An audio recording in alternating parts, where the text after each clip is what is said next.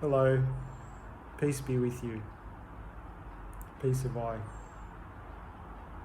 The reason I'm talking today is because I would like to clarify or assist those who are practicing Ho'oponopono in a more modern sense, or using the modernized, updated form which is prevalent on the internet and prevalent everywhere now, thanks to Dr. Hew Len and Joe Vitale. Now, a lot of people are practicing Ho'oponopono, or the new version, using the 4 phrases, or using so-called quick shortcut cleaning tools, and they're not getting the results that they want. Further, they're not getting the results they want because there's a major part of that process which has not been explained and has not been taught in any of the books, like the one behind me, Zero Limits, or on the internet, or by any modern new age websites, etc. And even the people who are so-called experts at Ho'oponopono don't fully understand the implications of what they're missing. So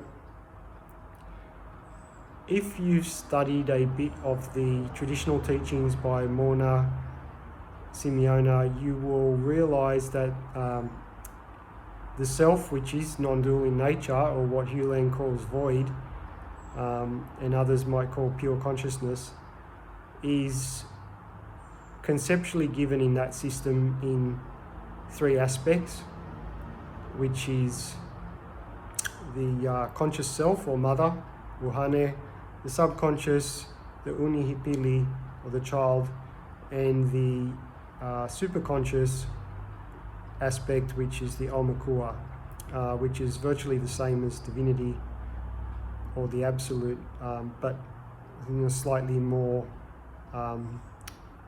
coarser aspect, so to speak. Now, these 3 aspects are really key to the practice of Ho'oponopono, and without understanding them and without connecting each of them up like an electrical circuit, you're not going to get any results with the 4 phrases. And what happens is people learn the 4 phrases, I love you, I'm sorry, please forgive me, thank you, in any order, or they use a cleaning device, or what Dr. Hew Len called a cleaning device, such as eating a certain food like blueberries or strawberries, or using a word like blue bottle or blue bonnet, or any of the 100 cleaning tools that have come out now. And what happens is it's basically the conscious self, the I, the intellect, talking to itself. So it really has no more of an effect than any modern affirmation would. So a thought form arises in consciousness, coming from the subconscious. We don't see the source.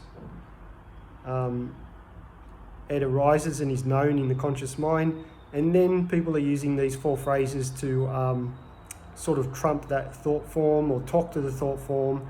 And he even mentions in one of his writings to talk to memories and say I love you.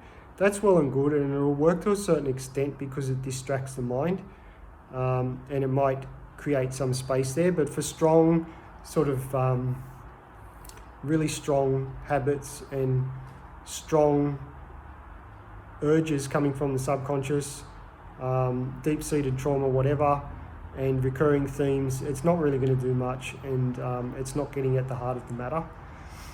Now, what needs to be done, and it's explained in the texts, is that the conscious self needs to hook up with the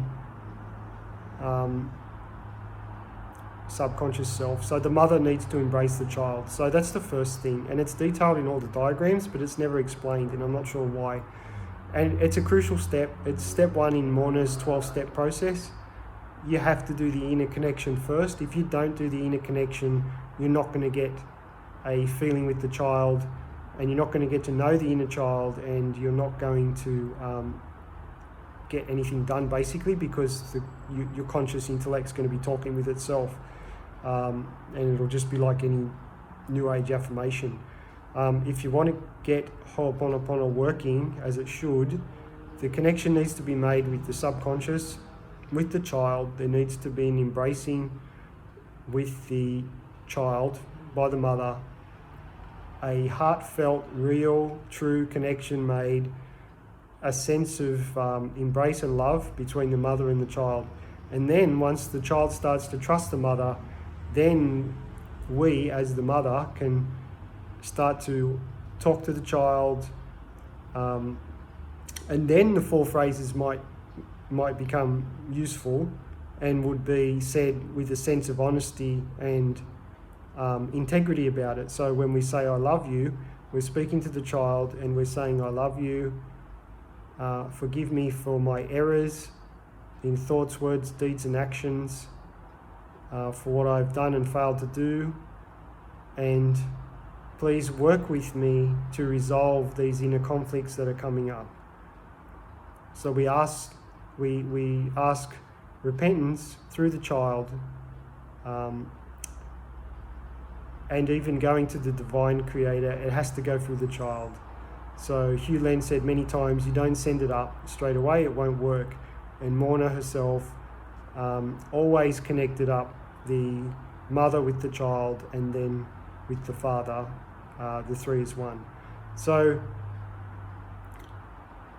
you really need to work on that inner child connection with the conscious mind before attempting any forgiveness work, Ho'oponopono, and making things right and in balance. And if you do that, you will feel a completely different effect. And then some of those tools might start working. So, okay, you take some blueberries, it's supposed to clean memories, but if you've got a connection with the child will let you know if it's working. And when you feed the child those tools, then the child will act on those. If there's no connection, then the child can't know that those tools are even in existence. And those tools don't work on a conscious level. So to do Ho'oponopono, there needs to be that connection, that first step, initiated by the conscious mind, connected and reconnected as much as possible throughout the day so that it becomes an automatic thing. That's all I wanted to say for today. I hope it makes sense. I'll produce a few more videos as the inspiration arises and as time goes on. But have a great day.